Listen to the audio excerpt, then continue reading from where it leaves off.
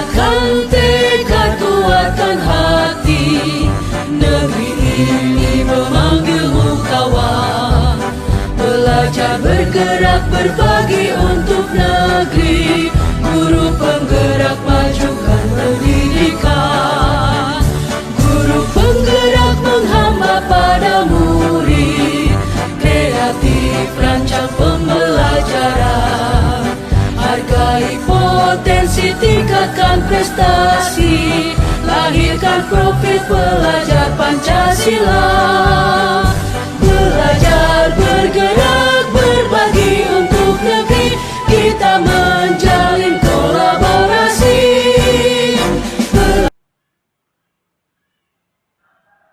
Assalamualaikum warahmatullahi wabarakatuh. Nama saya Safrudin, guru SDN Pegandikan 2, Kecamatan Lebak Pami, Kabupaten Serang. Salam guru penggerak. Pada kesempatan kali ini, saya akan menyampaikan atau melakukan wawancara dengan kepala sekolah terkait dengan pengambilan keputusan berbasis nilai kebajikan. Yang akan saya wawancari adalah 3 kepala sekolah di lingkungan Kecamatan Lebak Pami. Yang pertama adalah Maman Fatur Rahman sebagai Kepala UPT SDN Pegandikan 2. Yang kedua, Bapak Emi Suhaimi, SPD, Kepala SDN Cidahu. Yang ketiga adalah Bapak Wardi, SPD, Kepala UPT SDN Lebak Kepu 2. Selamat menyaksikan.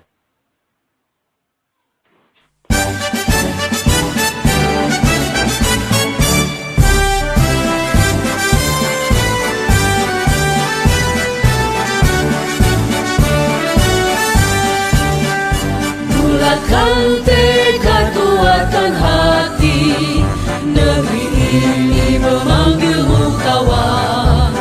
Belajar, bergerak, berbagi untuk negeri. Guru penggerak, majukan pendidikan.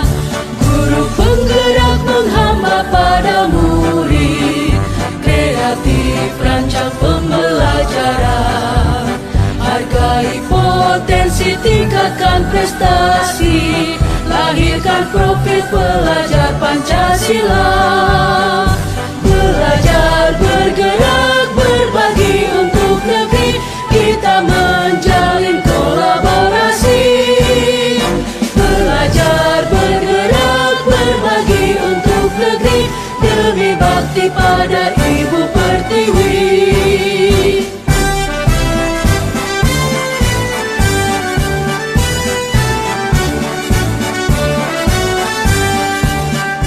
Bulatkan tekad, kuatkan hati, negeri ini memanggilmu kawan.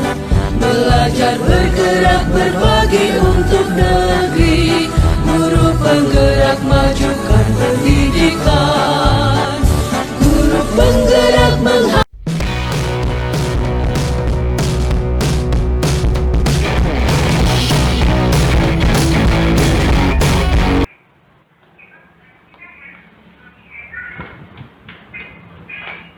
Bismillahirrahmanirrahim. Assalamualaikum warahmatullahi wabarakatuh.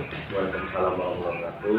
Pak, sesuai jadwal yang kita sepakati kemarin, Ya betul. saya akan mengadakan wawancara dengan Bapak terkait dengan kasus di Lima juga. Sebelumnya mohon maaf nih Pak mengganggu. Boleh. Sama-sama. Ya, pertanyaan yang pertama Pak, selama ini bagaimana Bapak dapat mengidentifikasi kasus-kasus yang merupakan delima atau rujukan moral? Saya melihat bahwa kasus dilema etika benar lawan benar merupakan suatu situasi yang terjadi ketika harus memilih dan memutuskan antara dua pilihan, di mana kedua pilihan itu benar secara moral tapi bertentangan satu sama lain, seperti itu. Sedangkan rujukan moral yaitu benar melawan salah satu situasi kondisi atau keadaan ketika harus mengambil keputusan antara benar dan salah, seperti itu. Terus selama ini bagaimana Bapak menjalankan pengambilan keputusan di sekolah? Sebelum keputusan itu diambil, barangkali kita di dalam dilematika terlebih dulu dilakukan pengumpulan data atau yang namanya pengumpulan dari data si pelaku atau yang terjadi siapa yang ada dulu, kemudian menganalisis salah dan benarnya, dan kemudian membuat alternatif solusi, membuat keputusan dan melihat lagi keputusan atau direfleksikan dulu, seperti itu. Kaitannya di inventaris dulu, artinya di Ya, data, di data baru ditentukan benar apa salah, ya, seperti itu. terus sebelum diputuskan direfleksi dulu. Betul, keputusan ya. itu Pak, ya. Ya, betul. Terus langkah-langkah atau prosedur seperti apa yang bisa Bapak lakukan selama ini? Yang pertama, langkah-langkahnya atau prosedur yang dilakukan adalah yang pertama itu mengumpulkan data atau fakta dulu, seperti itu. Dari fakta akan kita gali atau mengidentifikasi serta menganalisis benar salahnya, membuat alternatif solusi, membuat keputusan, dan lagi-lagi harus melihat keputusan kembali dan direfleksikan kembali. Hal-hal itu dilakukan bisa membuat keputusan yang dilaksanakan oleh kedua belah pihak yang bertentangan dapat menerima, baik secara tidak dapat menerima dengan baik, sehingga tidak timbul permasalahan baru dari hasil keputusan tersebut. Barangkali seperti itu. Terus hal-hal apa saja yang Bapak anggap efektif untuk pengambilan keputusan pada kasus dilema ini? Kalau mengambil hal keputusan kasus dilema etika seperti ini, yaitu dengan menelaah atau menerawang lah kalau orang bahasa kita. Ya, menerawang. Siapa nih yang terlibat? Dan kembali ke identifikasi. Mana yang urgen atau yang mendesak kasus seperti ini, dan pengambilan alternatif dan solusi. Itu. Yang saya anggap efektif dalam pengambilan keputusan dengan cara melakukan dialog atau obrolan dengan pihak yang bermasalah. Dan seperti itu. Ya. Dan kemudian dilakukan musyawarah dengan pihak dengan prinsip kekeluargaan dengan pihak bermasalah atau yang terkait hingga munculnya solusi yang terbaik dan diterima oleh kedua belah pihak. Barangkali seperti itu. Terus hal-hal apa saja yang selama ini merupakan tantangan dalam pengambilan sebuah keputusan dalam kasus dilema ini? Memang kalau dalam pengambilan keputusan tantangannya pasti ada. Tantangan itu pasti ada karena mencari solusi yang terbaik bagi semua itu susah. Karena salah satu pengen benar, yang satu juga pengen yang benar, kan seperti itu. Ya, makanya dengan cara seperti ini masalah sekecil mungkin resikonya lebih baik daripada satu nuntut dan satu juga nuntut. Barangkali seperti itu. Mencari resiko yang terkecil, barangkali seperti itu. Dan dengan mempunyai nilai-nilai kekeluargaan yang didahulukan, barangkali seperti itu. Dengan musyawarah. Ya, musyawarah kekeluargaan. Terus apakah Bapak memiliki sebuah jadwal tertentu dalam menyelesaikan sebuah permasalahan? Kalau jadwal kayaknya tidak, karena yang namanya permasalahan itu datangnya secara tiba-tiba. Nah, kalau Anda kan sudah dijadwal, berarti masalah tiap hari harus ada. Kan begitu. Jadi jadwal itu kita tidak, kalau untuk permasalahan tidak ada jadwal, hanya dikala posisi jadwal di posisi ada salah satu guru atau permasalahan, ya kita harus langsung dibereskan dengan sistem kekeluargaan seperti itu. Secepat mungkin, biar tidak merambat ke yang lain. Terus adakah seseorang yang mempermudah, membantu Bapak dalam pengambilan sebuah keputusan? Kadang-kadang begini, dalam suatu pengambilan keputusan, kadang-kadang kan di situ dirapatkan dulu dengan seluruh guru, terutama yang bermasalah. Kenapa? Permasalahan ini kan menyangkutnya kan ke semua guru, walaupun hanya satu guru, seperti itu. Jadi kita akan yang pertama itu, yang keduanya kita berkonsultasi dengan yang punya pihak atau wewenang, contoh pengawas, bagaimana solusi terbaiknya, dan itu akan memberikan arahan kepada kita dan efek yang lebih baik kepada guru-guru tersebut. Seperti itu. Terus dari semua pembelajaran yang disampaikan ataupun kita obrolan kita, ya. Artinya dari obrolan kita hari ini, apakah yang dapat disampaikan untuk pembelajaran ke depan? Kalau yang saya dapat sampaikan yaitu tentang pembelajaran yang bisa diambil dari keputusan etika ini adalah sebelum mengambil keputusan, sekali lagi harus kita menganalisis apa permasalahan. Itu permasalahannya, dan kemudian pertimbangan-pertimbangan itu penting juga. Selain pertimbangan secara pribadi, di situ kan banyak guru-guru yang setidaknya bisa memberikan pertimbangan, walaupun guru tidak semuanya bermasalah, ya, seperti itu. Maksudnya guru yang lebih senior, yang lebih dewasa, karena kita sebagai pimpinan yang masih muda, walaupun pimpinan kita juga butuh yang namanya bimbingan dari guru-guru senior. Yang tidak menganggap itu. Ya, itu. Barangkali itu seperti itu, Pak. Terima kasih, Pak. Oke, sama-sama. Meluangkan waktu. Mudah-mudahan kita bisa ketemu lagi. Amin. Terima kasih. Oke, siap. Terima kasih. Oke, terima kasih.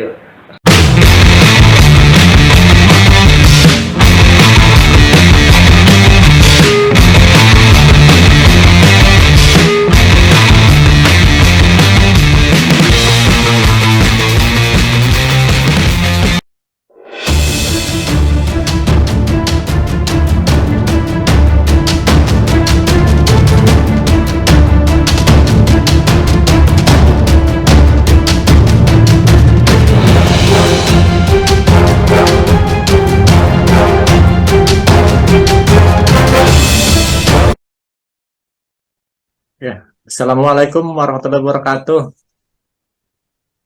Waalaikumsalam warahmatullahi wabarakatuh. Selamat malam Pak Wardi. Selamat malam Pak Saprudin. Ini malam-malam Enggak apa-apa. kita malam-malam Zoom karena mau ketemu juga kita waktunya udah libur Pak ya. Waduh. Sedangkan saya yang libur itu muridnya. Waduh. yang libur muridnya, gurunya belum libur. Iya, ya betul. Cuman kayaknya karena bulan-bulan Ramadan ini ya, rada-rada ini kalau siang-siang ketemu gitu. Jadi minta waktunya nih Pak, sesuai Benar. kesepakatan kita yang kemarin. Ya. Gimana? Ya, kita kan mau melaksanakan wawancara nih Pak dari Bapak Kepala Sekolah di SDN Lebak Kepu 2 Pak ya, terkait dengan pengambilan keputusan yang merupakan D5 etika atau bujuk moral gitu Pak ya. Kalau boleh, kalau diizinkan kita ngobrol-ngobrol gitu Pak, nih sharing lah gitu tuh. Ya.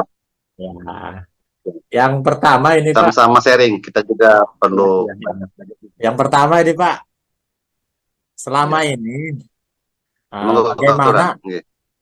Bapak dapat mengidentifikasi kasus-kasus yang merupakan dilema etika atau bujukan moral, Pak? Itu yang pertama, Pak. Dilematika, dilematika dan bujukan moral ya. Ya, ya. Itu suatu tindakan yang menyangkut sikap, tentunya sikap terkait dengan peraturan mungkin kan begitu ya, antara dilematika atau bujukan moral. Iya. Kalau menurut saya itu mana yang termasuk kasus dilematika ataupun bujukan moral itu tergantung kasus yang dialami, ya, yang dialami oleh seseorang dan kita yang menilai mungkin seperti itu.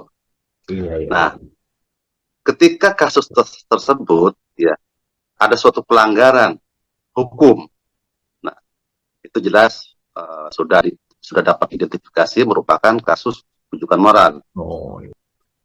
Nah, semua itu mengakibatkan kepada diri kita seseorang yang melihat atau yang menilai bagaimana dalam menyikapi hal itu. Apakah itu termasuk dilematika ataupun bujukan moral kan gitu. Jadi lihat dari indikasinya dulu. Apakah memang kalau ada pelanggaran sebelah hukum itu bisa dikatakan sebagai bujukan moral. Kalau memang tidak ada pelanggaran kaitannya dengan hanya sebatas apa itu ya perasaan. Nah, seperti itulah bisa dikatakan dilema etika. Atau saya bisa sebutkan contoh gitu ya. Seperti kita ada contoh kasus anak, kita sebagai guru ya, dalam kelas ada anak yang melakukan tindakan mencontoh ya, ketika diberikan tugas. Nah, itu jelas ya dalam upaya anak itu meningkatkan mungkin nilainya, tapi itu tindakan yang salah, apapun dalihnya itu salah memang. Nah, itu bisa dikatakan contoh dari perbuatan bujukan moral, karena apapun dalihnya kalau memang salah ya salah. Itu berbeda halnya ketika ada suatu anak sering melakukan tindakan keterlambatan, nah, tetapi dilatar belakang oleh sesuatu di rumahnya yang memang membuat itu suatu apa ya pertimbangan. Contohnya anak selalu telat, ternyata di rumahnya itu orang tuanya sedang sakit kan begitu. Oh, gitu kan. Nah, di pagi hari ya anak itu menyiapkan sarapan buat orang tuanya, membersihkan rumah. Nah, itu bisa dikatakan salah satu contoh dari dilema etika ya. Itulah Pak Sabrudin. Oh iya, berarti dilihat dari indikasi ya, indikasi kasus dulu ya, indikasi kasusnya dulu. Itu Pak ya. Indikasi perbuatan. Ya. Gitu. Udah. Untuk selanjutnya Pak, pertanyaan selanjutnya, selama ini bagaimana Bapak menjalankan pengambilan keputusan di sekolah Bapak, terutama untuk kasus-kasus di mana ada dua kepentingan yang sama. Ini berarti kan khusus yang kasus dilema etika nih Pak ya. Nah, untuk kasus-kasus yang sama itu benar, sama-sama benar, sama-sama mengandung nilai kebajikan. Bagaimana Pak pengambilan keputusannya? Jika kasus itu sama-sama benar gitu tuh, kasus itu sama-sama benar. Seperti itu ya Pak Sabri ya. Memang agak unik juga ya. Tetapi apapun permasalahannya, segala sesuatu itu harus memang kita harus putuskan Pak Sabri ya. Demi kelancaran suatu dinasa ataupun tugasnya. Seandainya ada dua kepentingan yang sama, ataupun ada sama-sama mengandung nilai kebajikan, kita lihat dulu unsurnya dulu. Ya, kita ataupun dari awal harus kita identifikasi permasalahannya dulu. Kalau memang permasalahannya itu ya tentunya setiap masalah itu ada skalanya ataupun ada dosisnya gitu ya. Ada dosisnya. Nah, mana dosis yang lebih tinggi untuk kebajikan, ya? Atau memang benar-benar benar itu sama-sama benar, yang lebih benar, ya, ataupun yang lebih bijak, yang lebih mengandung nilai unsur kebajikan, itu mungkin yang akan kita pilih dengan cara bagaimana? Tentunya, ya, kita harus punya referensi dalam pengambilan keputusan.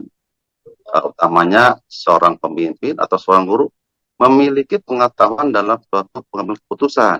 Ada dasarnya, ada dasarnya. Kemudian boleh juga kita meminta meminta pertimbangan.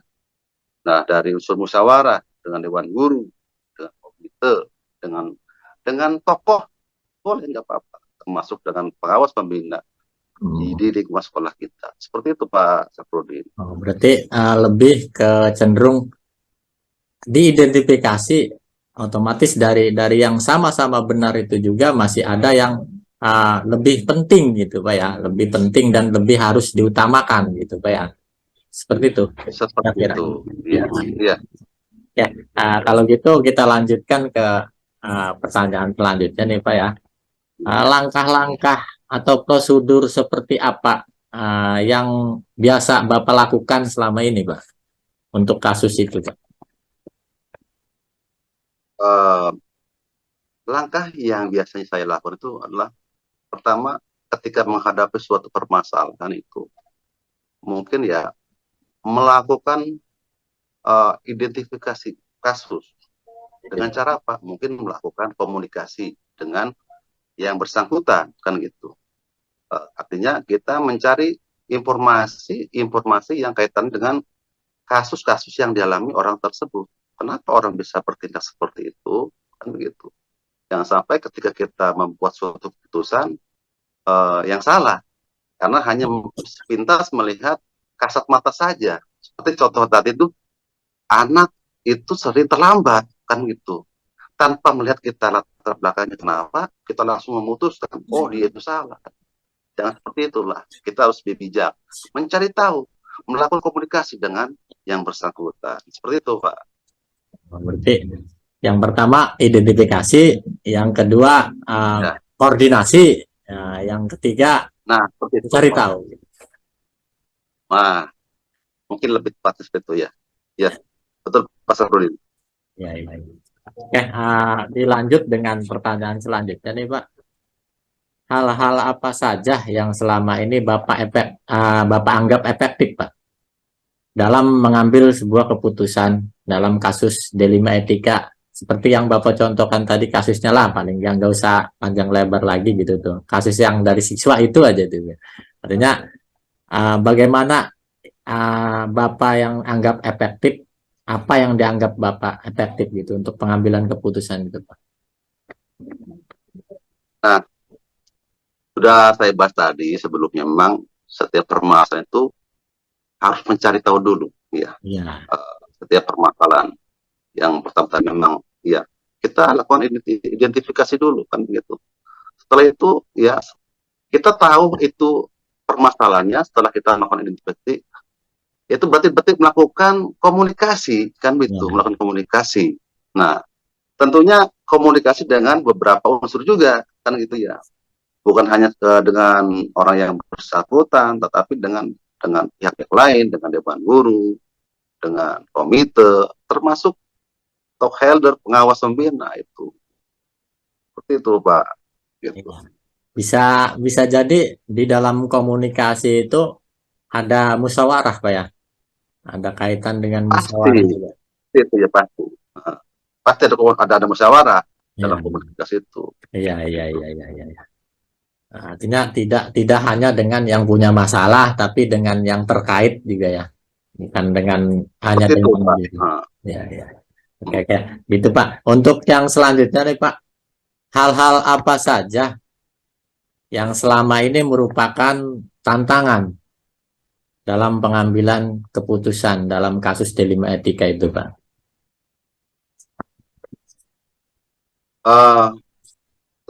Terang aja ya, pengalaman saya pribadi, Pak Saprudin sangat banyak sekali ya, karena itu erat kaitannya dengan penilaian sikap ya, antara Ya, sikap ya. dan peraturan kan gitu ya gitu. Kadang kita dalam menentukan sesuatu kebijakan itu eh, berbenturan dengan perasaan kita ya, sebagai manusia yang sama-sama mempunyai perasaan. Di sisi lain juga kadang-kadang berbentur dengan peraturan juga kan begitu. Itulah. Jadi intinya kita harus bisa harus menguasai ataupun harus paham dengan peraturan. Kemudian harus kita juga bisa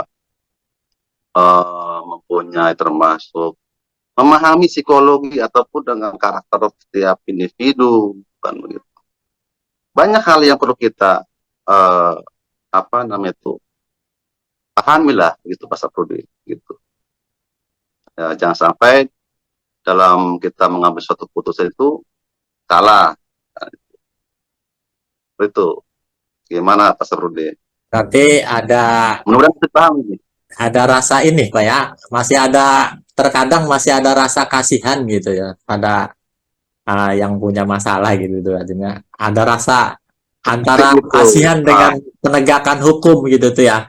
Yang satu ada rasa kasihan amat, yang satu hukumnya harus ditegakkan ataupun peraturannya harus ada gitu, harus ditegakkan gitu, harus sesuai gitu tuh. Gitu Pak ya. Seperti itu. Iya ya seperti itu. Baik Pak. Oke, kita lanjut ke pertanyaan selanjutnya nih Pak. Bagaimana Ya. Bapak memiliki sebuah tata kala atau jadwal? Apakah Bapak memiliki tata kala atau jadwal tertentu dalam pengambilan sebuah keputusan, Pak? Kalau menurut saya yang sudah saya alami itu tidak mesti Pak.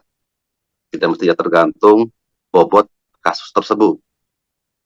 Ada kalanya ketika kita menghadapi kasus-kasus langsung kita putuskan permasalahannya, solusinya seperti apa di kala itu. Tetapi ada beberapa kasus juga yang memang membutuhkan waktu ya gitu. Biasanya itu kaitannya dengan kasus-kasus yang dosisnya katakanlah ya lebih besar, ada suatu semacam pelanggaran hukum yang berat, dan itu juga ada suatu macam proses dalam menentukan pengambilan keputusan gitu Pak Saprudi. Berarti jika masalahnya tidak berat gitu, dia langsung diputuskan di kala itu gitu. Bisa ya seperti itu. Tapi jika masalahnya artinya memerlukan waktu, ya perlu waktu, berarti kan harus ada tentang waktu juga gitu. Tapi tidak ada jadwal khusus gitu untuk menyelesaikan. Tidak ada. Ya, karena memang permasalahan itu tidak ada yang tahu kapan terjadi gitu ya Pak. Seperti itu. Seperti itu ya. Ya. Oke, sepakat ya. Oke. Untuk selanjutnya nih Pak, adakah seseorang atau faktor-faktor yang selama ini mempermudah Bapak dalam pengambilan keputusan, terutama di kasus D5 itu, Pak? Tentunya kita sebagai manusia itu ya banyak kekurangan Pak Sabrina ya, gitu ya. Tapi memang kita sebagai pemimpin itu harus mempunyai potensi sebagai pemimpin ya layaknya sebagai pemimpin yang memang mempunyai potensi sebagai pemimpin gitu ya, dalam cara pengambilan putusan, dalam kasus-kasus, dalam mengambil kebijakan itu. Jadi memang harus mempunyai keilmuan seorang pemimpin.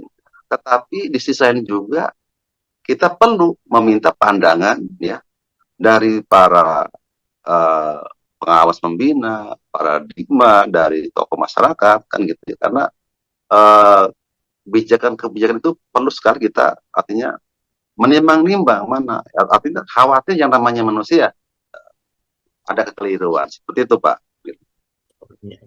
Tapi tetap ya, artinya tetap ada orang-orang yang membantu lah gitu tuh ya, hanya membantu dalam menyelesaikan masalah, tidak bisa diselesaikan sendiri gitu tuh ya Pak ya. Ya kan. Tergantung nilai-nilainya ya gitu, bobot masalahnya gitu. Tergantung bobot dan bebet masalah gitu. Kalau memang diperlukan, tetap harus mendapatkan bantuan, ya kita cari bantuannya gitu ya. Oke Pak, ini Betul, betul. untuk pertanyaan yang terakhir Pak, terkait dengan ya kita ngobrolan kita kali ini nih Pak, dari semua yang telah disampaikan tadi gitu, pembelajaran apa yang dapat dipetik dari pengalaman kita ngobrol ini Pak, ataupun ya obrolan kita ini kan tentang keputusan pengambilan keputusan D5 etika gitu tuh. Kira-kira apa yang dapat dipelajari atau pembelajaran apa yang diperoleh nih Pak dari obrolan kita ini Pak? Dari selama percakapan kita itu ya, saya rasa komunikasi ya sangat penting, ataupun koordinasi sangat penting dengan pihak lain, termasuk dengan orang-orang yang dianggap kita mempunyai suatu permasalahan gitu. Di samping kita harus banyak koordinasi ataupun komunikasi, kita juga harus menguasai, artinya keilmuan lah sebagai pemimpin, kemudian banyak melakukan penggalian dengan para orang-orang yang memang dianggap lebih memahami dan begitu. Ya. Seperti itu Pak Safruddin. Nah, berarti kita jangan sungkan-sungkan gitu tuh ya, jangan sungkan-sungkan berbagi gitu tuh, ataupun ya berkomunikasi baik dengan siapapun itu, Ya, dengan siapapun. betul. Nah, saya juga di sini rasanya rada apa ya, terbuka gitu Pak ya, bisa mendapatkan teman curhat dengan Bapak nih. Artinya di sini saya bisa menambah wawasan saya nih dari pengalaman Bapak selama ini nih. Luar biasa, luar biasa. Saya juga mengucapkan selamat untuk Pak Safruddin ini ya, termasuk peserta guru penggerak. Sukses selalu Pak Safruddin. Sama-sama Pak, saya terima kasih atas dukungannya Pak. Selama ini sudah mensupport Pasti. saya. Mudah-mudahan nanti teman-teman yang lain bisa menyusul. Terima kasih Pak atas waktunya. Amin, amin. Terima kasih atas Ya, waktunya. sama-sama. Nah, mudah-mudahan kita diberikan kesehatan selalu Pak. Ya, selamat malam Pak. Amin. Assalamualaikum warahmatullahi wabarakatuh. Selamat malam juga. Waalaikumsalam warahmatullahi wabarakatuh.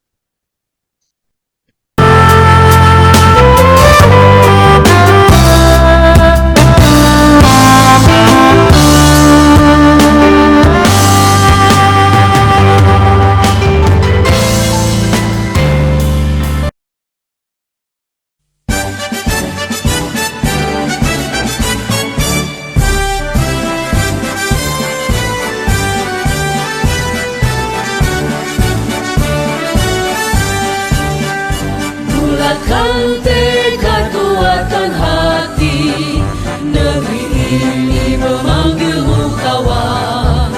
Belajar bergerak berbagi untuk negeri, guru penggerak majukan pendidikan.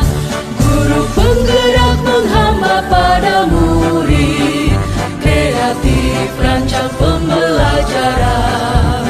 Hargai potensi, tingkatkan prestasi, lahirkan profil pelajar Pancasila.